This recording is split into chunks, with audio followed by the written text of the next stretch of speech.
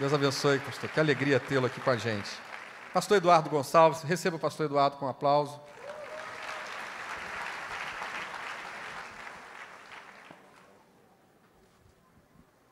Glória a Deus. Boa noite, meus irmãos. Paz seja com todos vocês. Tanta gente de amarelo, né? Estão felizes, né? Glória a Deus. 2-0. Senhor, podia ter sido mais. Tem alguns pontos a falar a respeito disso, mas não hoje. Aleluia. Meus irmãos, vamos abrir a nossa Bíblia no livro de Neemias, capítulo de número 2. É sempre um prazer poder estar na Quinta-feira da Vitória, poder cooperar, servir aqui e ver as coisas que Deus tem feito, os testemunhos, e esse povo que toda quinta-feira se mobiliza para estar na casa do Pai, entendendo que não tem outra porta para a gente bater, senão aquela que o Senhor Jesus autorizou. Ele falou, batei, e abrir-se-vos-á. Você batendo na porta certa, ela abre. Essa é a porta certa, a porta que o Senhor Jesus autorizou a ser batida. E nós estamos aqui para celebrar a vitória, proclamar a vitória, interceder por vitória, porque o nosso Deus é um Deus de vitória. Graças a Deus. Obrigado, pastor Dilton, obrigado, pastor Jean, pelo carinho, pela recepção. Bom estar aqui com o pastor Vaguinho, com a pastora Fabíola, esse casal querido, né? Foi engraçado porque eu fui na Slavec, em um dado momento, sair para ir ali na livraria, e aí fiquei um pouquinho ali do lado do Vaguinho, o pessoal começou a chegar, aí pedi uma foto para ele. Aí como eu estava perto, não, pastor, vem também. Aí daqui a pouco, aí tirávamos nós dois juntos. Aí alguém vinha pedir uma foto para mim, aí ele estava perto e falava, não, pastor Vaguinho, vem também. Daqui a pouco nós tiramos todas as fotos juntos, e aí lançou-se uma nova dupla, né? Que em breve o single será lançado, aleluia, né? Ele canta e eu peço desculpas logo na sequência, por mim, é claro, né?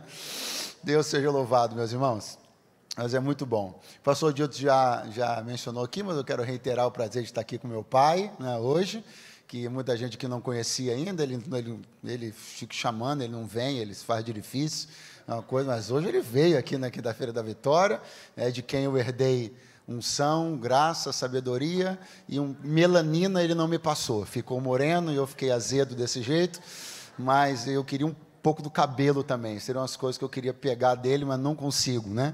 Mas vou pegando sabedoria, um pouquinho de unção, que isso dá para passar, né, vai? Deus seja louvado, meus irmãos. Neemias capítulo 2, versículo 11.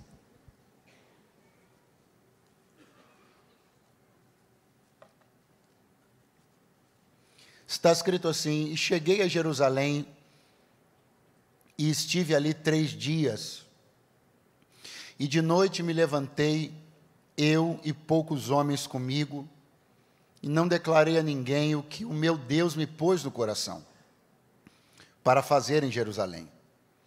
E não havia comigo animal algum, senão aquele em que estava montado.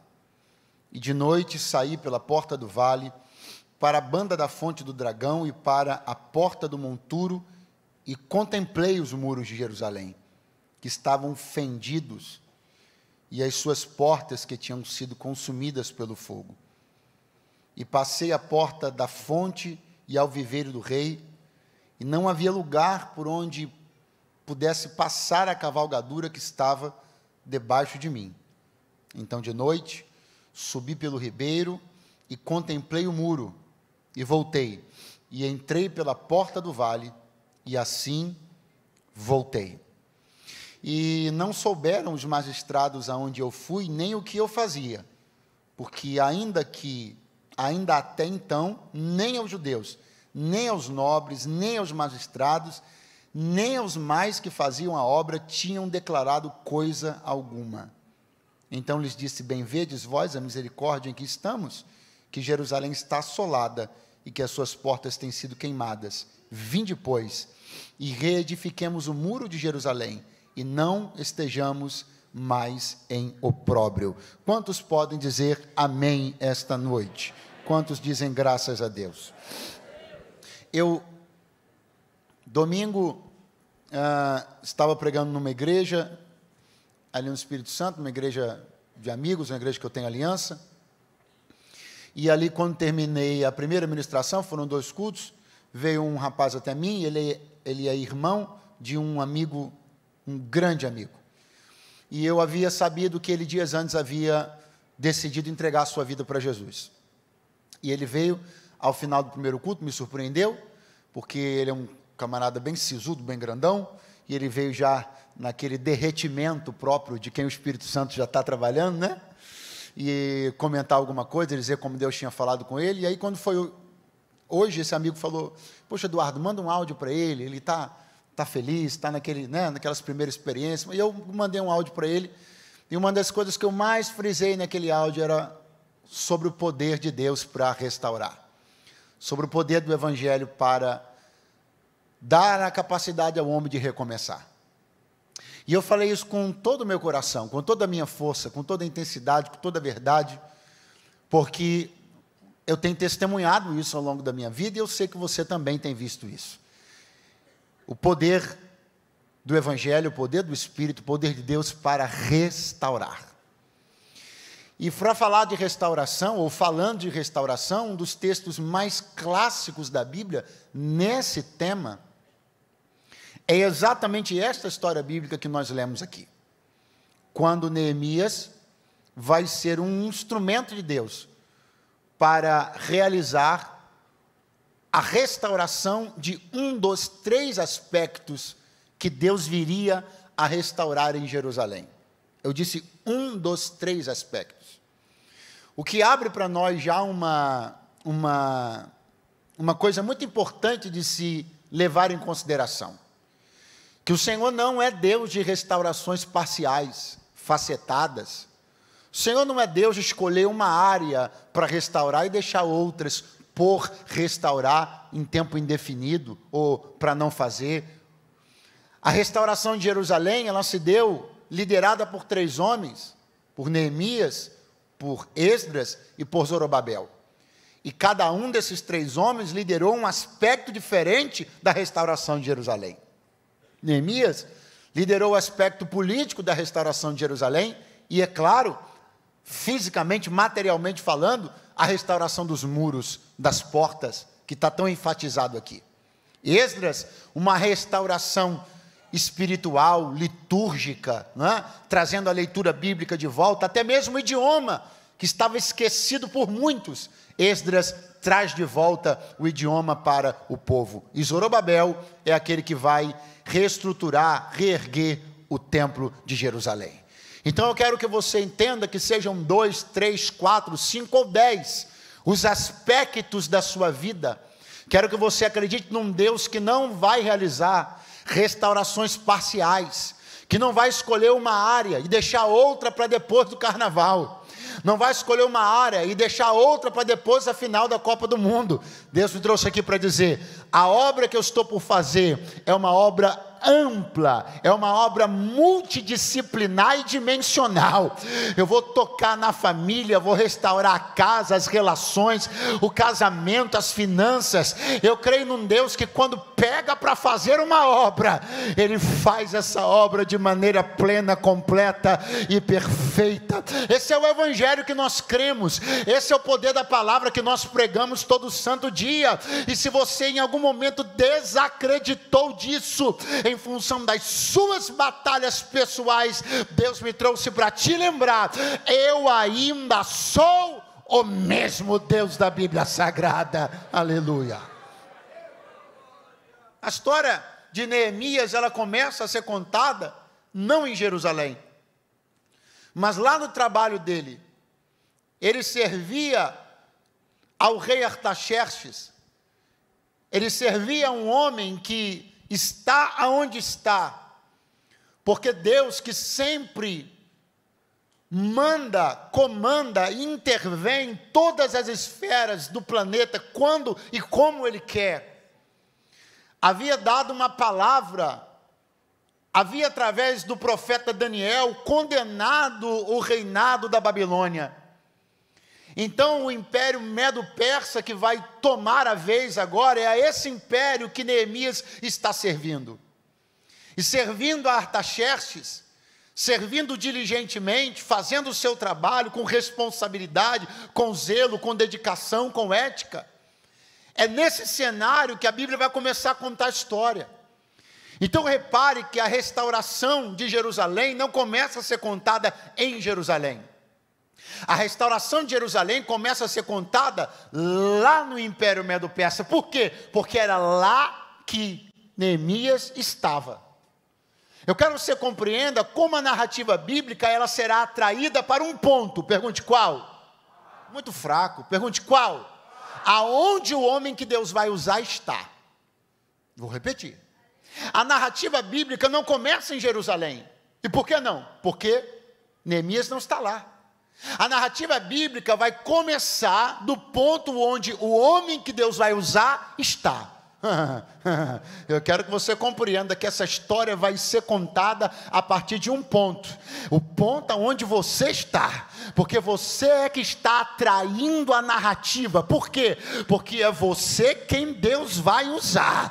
É você mesmo. Você que entrou aqui essa noite pensando que não era com você. Deus me trouxe aqui para te dizer, é com você. Essa história começa a ser contada a partir de você. Porque sou eu em você, é meu espírito em você, é minha unção em você, é minha força em você, é minha graça em você. Não adianta ir para detrás da cortina não, porque para essa história dar certo eu estou contando com você. Aleluia.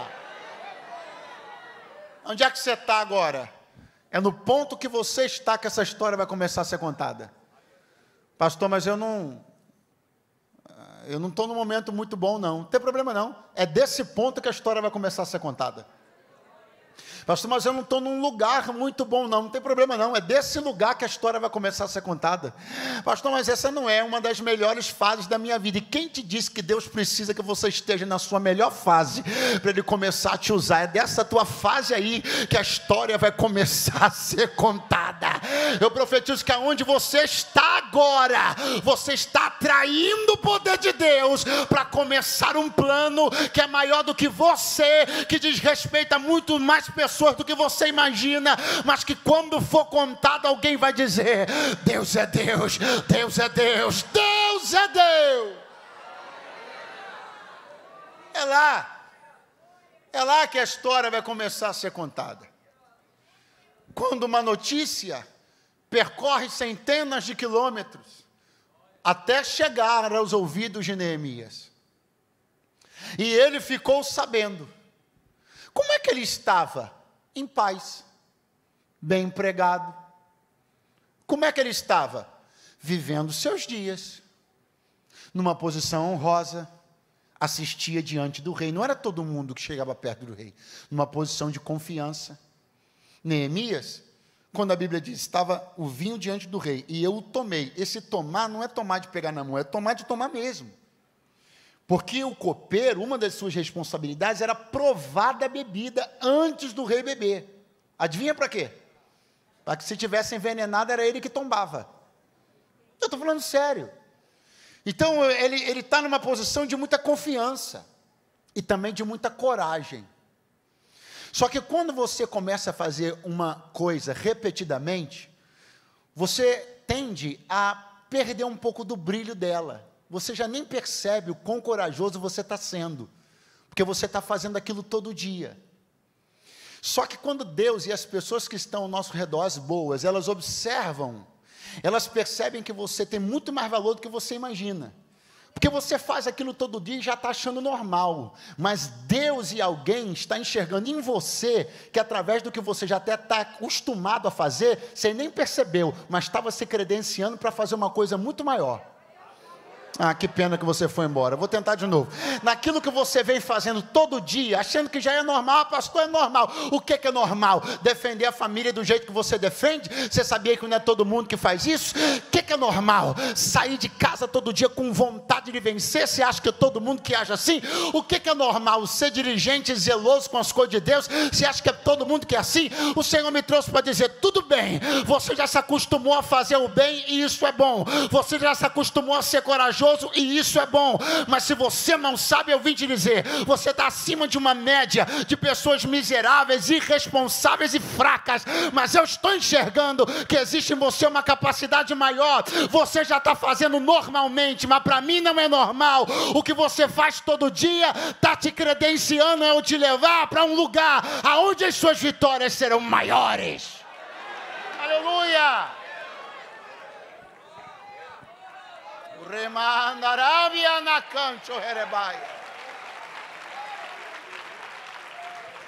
Olha para o teu vizinho e diz assim, ó, tem coisa extraordinária. Horrível, vai de novo, tem coisa extraordinária que você faz todo dia, mas já é normal para você, só que você não sabia que você está se credenciando dia após dia, para Deus te elevar a um nível de confiança para fazer uma coisa, aleluia! Neemias faz aquilo todo dia ele faz aquilo, e a notícia chega para ele. Quando a notícia chega para ele, aquilo deixa ele triste, porque ele tem patriotismo, ele sabe o que significa a notícia que ele ouviu. A cidade está devastada, os muros foram fendidos, as portas incendiadas, o povo está em aperto, em apuros. Aquela notícia chega para ele e o afeta ele a um ponto de que ele transparece aquilo. Aí alguém vai dizer assim, poxa pastor, você acabou de dizer que ele estava bem empregado, num trabalho de confiança, né, numa posição notável dentro do reino, e aí de repente vem essa notícia, e essa notícia vai estragar, essa notícia vai azedar ele, essa notícia vai comprometer o andamento de coisas que estavam indo muito bem. Me permita corrigir um ponto nessa sua avaliação, você está sendo muito egoísta.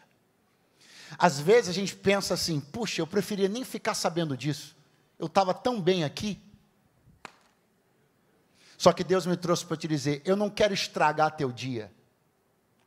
Quando eu permito que uma notícia chegue até você, não é para estragar teu dia, é para te levar a um lugar onde você pode mudar essa notícia que você recebeu. Eu não faço notícias chegarem nos ouvidos de pessoas com quem eu não confie para mudar essas mesmas notícias. Eu vou tentar de novo. Eu não faço uma notícia chegar no ouvido de quem eu não confie. Se eu fiz uma notícia chegar no teu ouvido, é porque eu confio que eu posso te usar para mudar essa notícia. Aleluia! Você não ficou sabendo do que ficou sabendo por acaso, não te procuraram por acaso, esse problema não caiu no teu colo por acaso. Deus me trouxe para dizer, eu não fico por aí espalhando notícia para estragar teu dia. Se uma coisa bateu na tua porta, caiu no teu colo, é porque eu não confio no teu vizinho da direita, nem no da esquerda, mas eu sei que se bater aí na tua porta, eu vou poder te usar para resolver, e essa notícia vai mudar. Aí vai Neemias para o seu trabalho diário, e o rei olha para ele e diz assim, você está estranho, hein? Aí ele fica com medo, porque os reis eram meio seralfininho, irmão.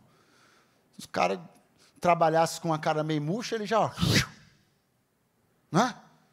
Tá de cara feia? O Serol era fino. Neemias preocupou, falando com Deus em espírito, contou tudo para o rei. Ele disse assim, quanto tempo vai demorar isso aí? Você vai, mas você volta? Sim, então você está liberado. Vai lá fazer. E agora, Neemias vai partir para uma viagem. Ele vai para Jerusalém. Por quê? Porque Deus autorizou ele. E eu quero que você ouça isso aqui, versículo 11. Nós lemos juntos, eu vou ler para você, só a parte A. Isso aqui meu Deus. E cheguei a Jerusalém. Eu queria repetir isso daqui. E cheguei a Jerusalém. Como é que é a frase? Não, como é a frase? Pastor, me dá uma prova de que aquilo tudo não foi da cabeça de Neemias. Está aí a prova. E cheguei a Jerusalém. Eu quero uma prova de que isso aí não foi coisa que ele desejou fazer. e cheguei a Jerusalém.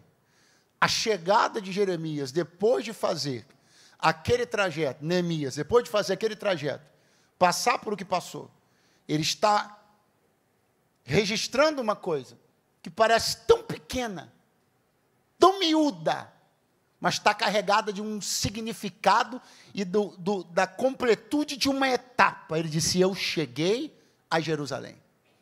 Aquilo que, num momento, foi uma ideia, um incômodo, agora está diante de mim.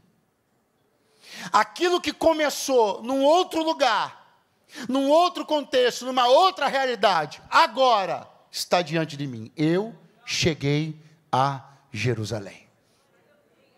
A chegada de Neemias é acompanhada por algumas coisas que eu quero destacar com você, para que você perceba o aspecto estratégico desse processo de restauração.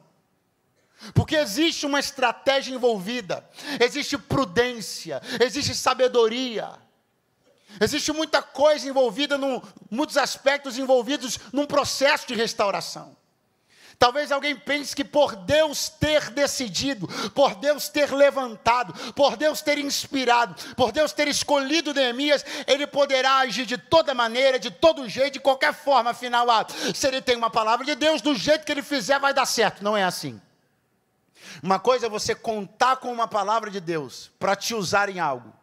Uma outra coisa é você pegar essa palavra e agir sábia e prudentemente, para que essa palavra continue sobre você.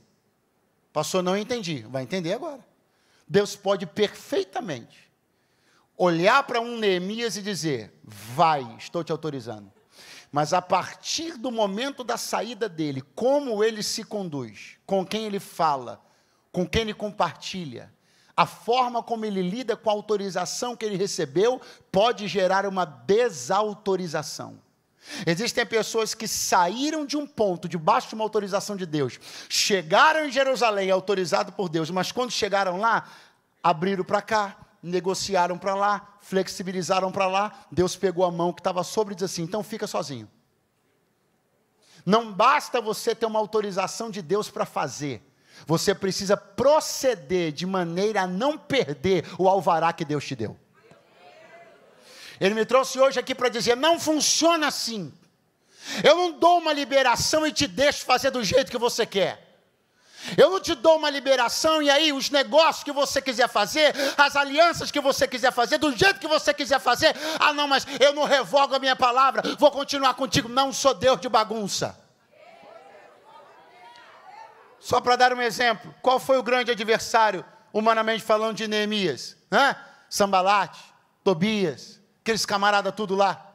Você imagina, se Neemias cede à pressão deles, e faz associação, aliança com eles, pensando que, se eu estou debaixo de uma palavra, se Deus me mandou fazer, se Deus me permitiu chegar aqui, então agora tudo vai dar certo. Não, não, não. Uma vez autorizado por Deus a fazer, a sair, uma vez debaixo de uma palavra, eu preciso agora me orientar e me conduzir com zelo extremo, para que a mão que Ele estendeu sobre mim permaneça estendida sobre mim, para que o favor que Ele liberou sobre mim, permaneça liberado sobre mim. Existem pessoas que saíram debaixo de uma palavra, chegaram debaixo de uma palavra, mas fizeram negócios que não tinham a ver com a palavra, fizeram alianças que não tinham a ver com a palavra, cederam a pressões que não tinham a ver com a palavra. Se tu tens uma palavra, zele para que essa palavra continue sobre você. Se você tem uma autorização, aproveita que Deus foi generoso com você e te autorizou a crescer, prosperar, ser abençoado, e proceda com dignidade, com pureza, com inteireza, com ética, com fé, para que a mesma mão que se ergueu sobre a tua cabeça, ela continue favorecendo você até o final daquilo que começou. Quem pode dizer alguma coisa como glória a Deus, como aleluia? É por aí. Então Neemias vai se conduzir de algumas formas, de algumas maneiras. Ele diz: eu cheguei a Jerusalém e estive ali 3 dias. E de noite me levantei, eu e poucos homens comigo. Então ele está dizendo que chegou, ele fica 3 dias. Não está claro se já na noite do primeiro dia ou na noite do terceiro. Me parece que na noite do terceiro dia. Ele sai e alguns poucos homens com ele. Primeiro compreenda que ao chegar ele não vai fazer barulho. Ele não vai fazer alarde. Ele chega e se conduz prudentemente. Ele chega e quietinho. 3 dias. 3 dias de pensamento, introspecção, concentração, planejamento. 3 dias aguardando instrução de Deus. Não tem pressa. Quando o muro começou a ser reconstruído, ele foi reconstruído em tempo recorde, sim ou não? Ué, você não sabe da história não, irmão? Tempo recorde, 20 e tantos dias.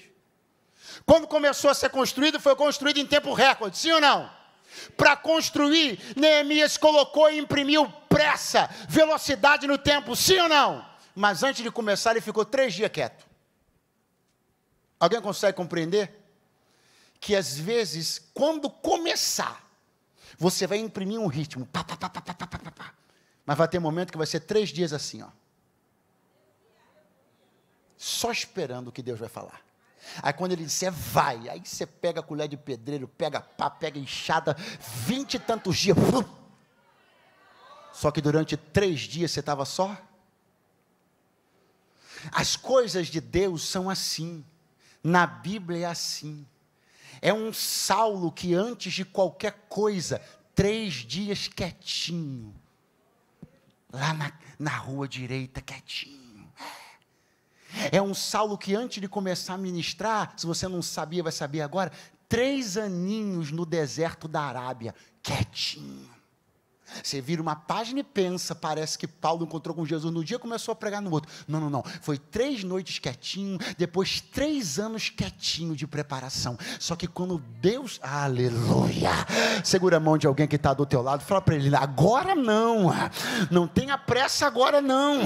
Neemias ficou quietinho 3 dias. Respeite o tempo do silêncio e Deus vai desatar a aceleração na hora certa. Respeita o tempo da concentração e Deus vai desatar a aceleração na hora. Não tem que começar logo, porque não, 3 dias quieto, mas quando começou, 20 e tantos dias e o muro estava de pé, porque quem fica em silêncio quando é para ficar, não está perdendo tempo na construção, está ganhando impulso na aceleração. Oh, glória a Deus. 3 dias quietinho. 3 dias. E de noite, me levantei. Como é que estava? Eu e poucos homens comigo. Isso aqui é maravilhoso, hein? Eu e poucos homens.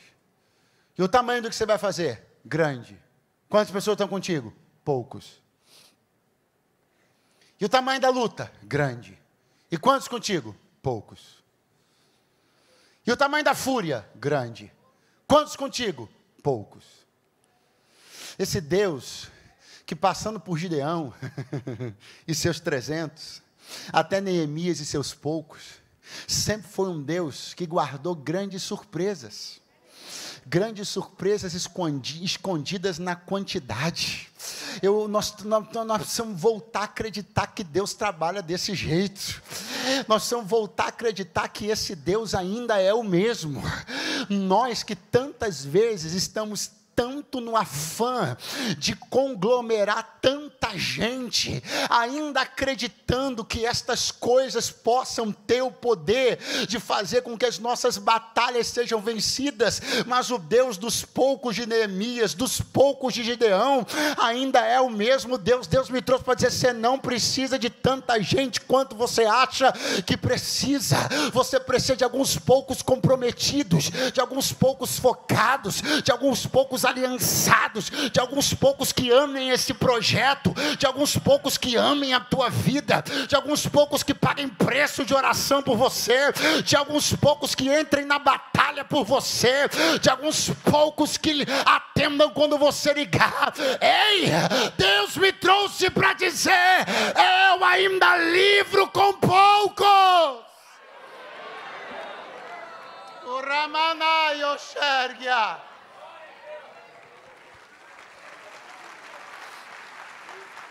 Eu não sou contra muitos. Pastor, a minha casa está sempre cheia, eu gosto de muita gente. Eu não sou contra os muitos. Só gostaria que você não se fiasse nisso. Que você entendesse que Deus não precisa disso. Isso não é um requisito que Deus precisa se utilizar para poder dar vitória. Não. Ele é Deus dos poucos também. Mas pastor, e os poucos? Os poucos, daqui a pouco, você vai ver o que vai acontecer. Olha só, me levantei, poucos homens comigo, não declarei a ninguém o que Deus me pôs no coração. Aqui está a chave. Aqui está a chave. Quando os pés de Neemias pisaram em Jerusalém, Jerusalém já tinha pisado no coração dele antes. Sabe qual é o processo que Deus te usa e que dá certo? Que antes de você chegar nele, ele já chegou em você. Neemias está dizendo assim, ó, Deus colocou Jerusalém no meu coração. Meus pés estão nela agora, mas quando eu estava longe dela, Deus pegou ela e colocou aqui dentro. E quando Deus pega um projeto e coloca dentro do coração do homem, o próximo passo é esse homem se aproximar desse projeto. Eu venho de Deus te dizer uma coisa aqui. Começa a pensar, alguém levantou a mão, começa a pensar muito bem, começa a apresentar em oração. Eu sei que você tem andado em dúvida se isso é coisa da sua cabeça ou se isso é coisa de Deus. Deus está me dizendo aqui que tem gente que está muito em dúvida. Será que isso é coisa minha ou será que isso é coisa de Deus? Pois eu profetizo que esse culto não termina antes de que uma certeza do céu encha o teu coração e que tu saibas se foi Deus ou não que plantou alguma coisa dentro do teu coração, porque se Deus plantou dentro do teu coração, daqui a pouco tu estarás diante disso. O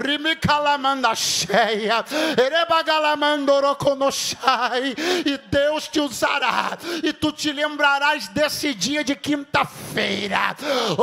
E tu te lembrarás que quando Deus coloca algo no coração de alguém, o próximo passo é Deus colocar esse alguém no coração desse algo. Oh, glória a Deus! O que é Jerusalém? Ajuda os irmãos daqui a bater palma, gente.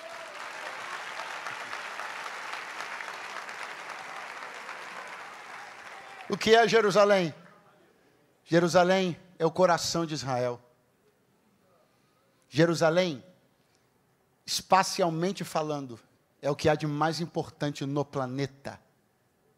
Jerusalém é o coração da geografia do mundo, diante dos olhos de Deus. Você percebe o que aconteceu? Deus pegou Jerusalém, que era o coração do mundo, e pôs dentro do coração de Neemias.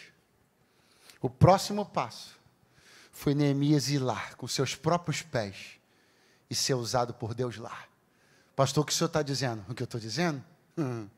É que Deus nunca vai dar o privilégio de alguém lidar com coisas que dizem respeito ao seu coração, se o teu coração não tiver cheio disso.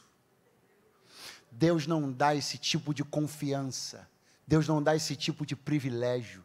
Se teu coração não está envolvido em Jerusalém, então Jerusalém não é uma causa da qual você seja digno de trabalhar. Muitas vezes para alguém é só porque está dando certo. Para alguém é só porque o fulano fez, eu vou fazer também.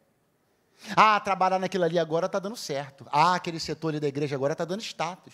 Agora ministério está bom. Antigamente era luta, agora esse negócio está bom. Deus me trouxe para dizer uma coisa. Eu não vou te entregar algo que é do meu coração, se o teu coração não está envolvido nisso. Eu sei que o Glória sumiu, aleluia, desapareceu. Saiu correndo ali, está dobrando lá na esquina. Só que isso aparentemente não tinha conexão nenhuma com a mensagem. Mas Deus me trouxe aqui para te dizer, não vou fazer. Não vou dar coisas do meu coração enquanto o teu coração não estiver envolvido nisso. Porque não é só porque está dando certo, não é só porque faz sucesso, não é só porque está bom, não é só porque você olha e diz assim, legal aquilo lá. Você acha que eu vou pegar uma coisa do meu coração, assim diz o Senhor, e vou dar para quem está querendo se arriscar? Vendo o que dá? Fazer modismo? Não. Você quer fazer modismo, vai para o TikTok. As coisas de Jerusalém é para quem tem Jerusalém no coração.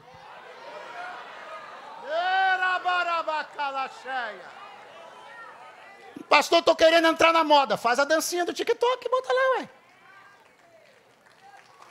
Aleluia. Escute, eu já encerro. Neemias fará uma inspeção.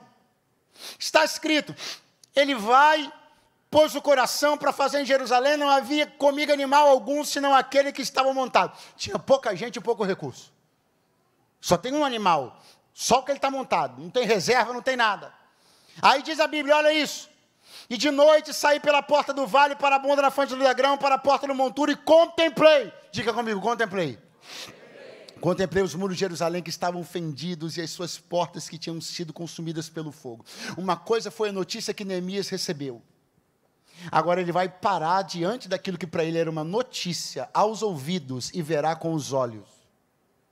Ele tinha idealizado aquilo na sua mente. Quando a notícia lhe chegou aos ouvidos, ele idealizou aquilo.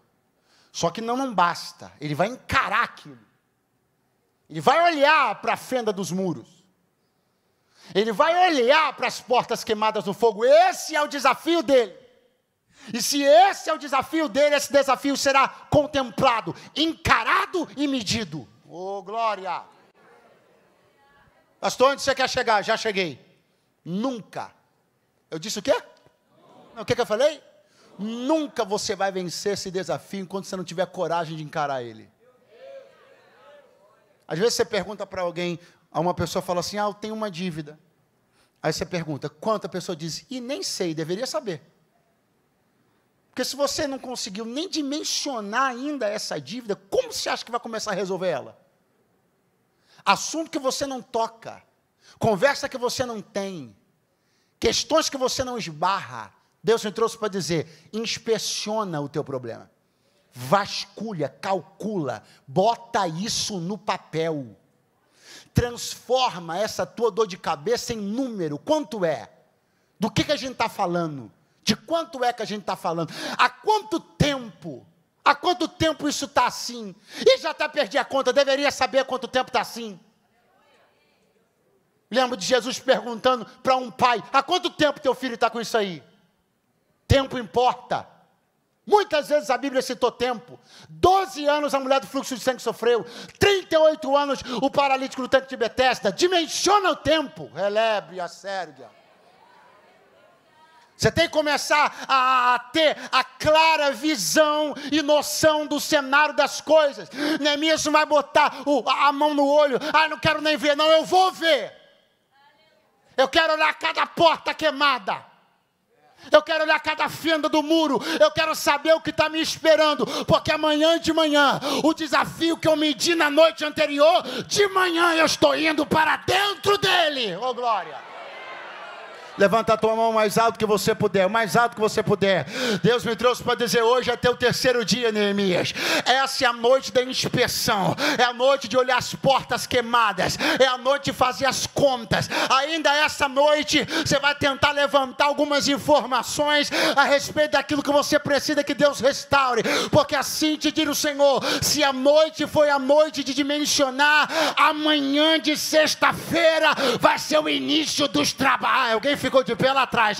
Se a noite foi a noite de calcular, amanhã de sexta-feira vai ser o dia de começar a resolver. Oh, aleluia!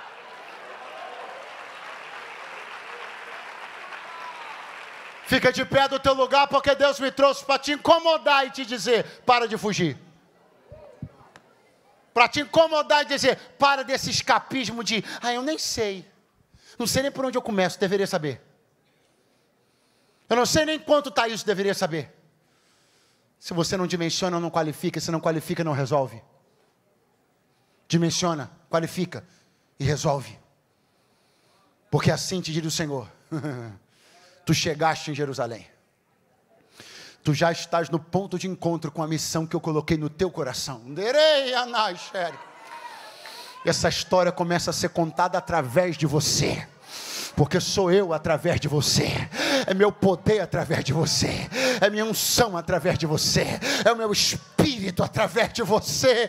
Ou quantos podem tirar alguns segundos para abrirem a boca e dizer umas palavras de glória a Deus, uma meia dúzia de aleluia, porque Ele me trouxe aqui para dizer: começa em você uma restauração que é maior do que você. Deus está te levantando. Pastor, por que Deus está me levantando? Porque tem alguém pensando. Tem alguém crente. Tem alguém jurando de pé junto. O quê? Que Jerusalém é a próxima. Por que os inimigos de Neemias ficaram com tanta raiva dele? A Bíblia diz escrachadamente: porque ele queria o bem de Jerusalém. E eles não queriam o bem, não, eles queriam o desgoverno, desmantelamento. Eles queriam, por que eles queriam uma bagunça? Para eles conseguirem se insurgir sobre ela, se assenhorar sobre ela. Se é organizado, eles não têm espaço. Então eles querem a desordem para se assenhorar. Pastor, de onde eles vinham? De um já bem sucedido governo de Samaria. Então eles já tinham se apropriado de Samaria. E agora os dois olhão deles estão assim, ó: Jerusalém é a próxima. A gente vai encampar aquilo ali. Nós vamos para dentro. Vai ser nossa. E quanto mais desmantelado tiver, mais fácil eles vão aceitar a gente. Quanto mais arrochado o negócio tiver, mais fácil a gente vai se infiltrar e eles vão aceitar. Não contavam que Deus enviaria um camarada. Oh, aleluia, estou falando de você, você não percebeu? Uma camarada inegociável. Oh, glória a Deus. Ah, Neemias, deixa a gente ajudar você. Não, obrigado. Mas você não tem pouca gente? Tenho pouca gente, mas não é porque tenho pouca gente que vou aceitar qualquer um.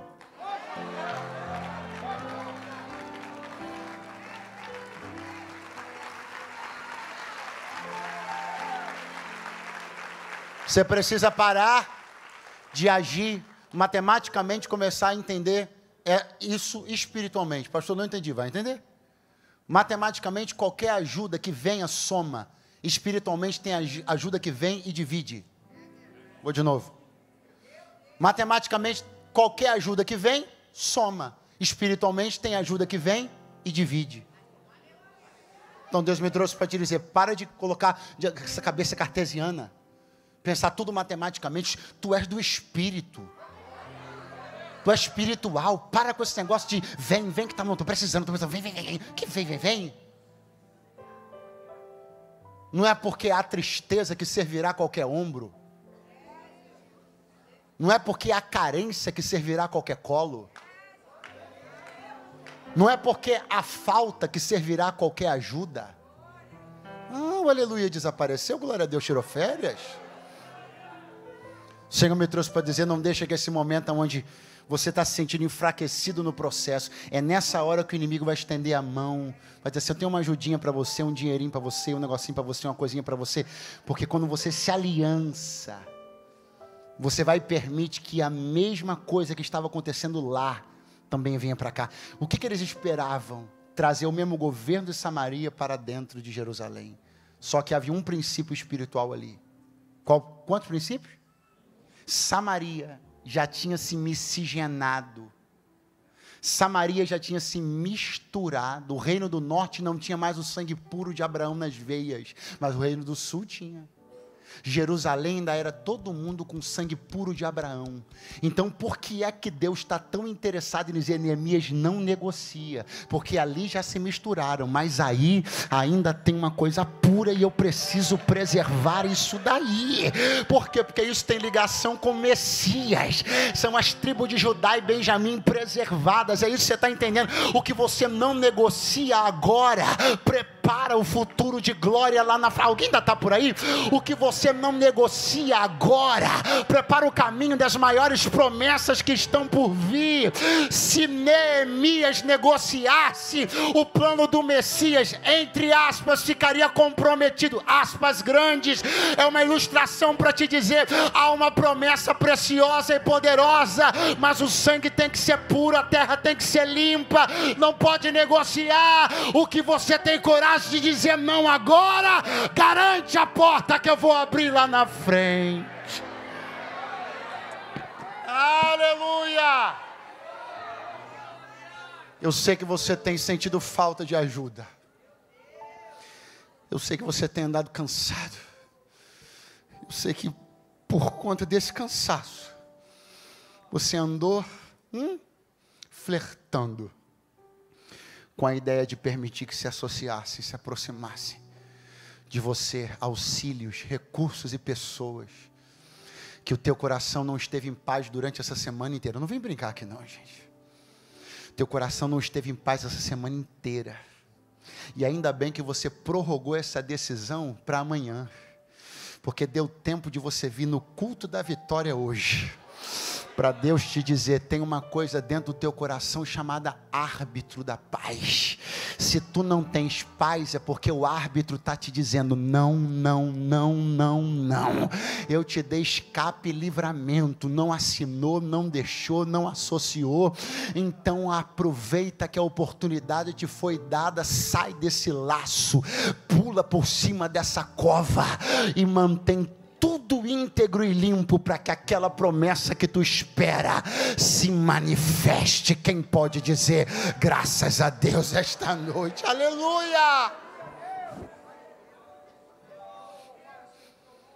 O que eu disse no primeiro minuto da ministração,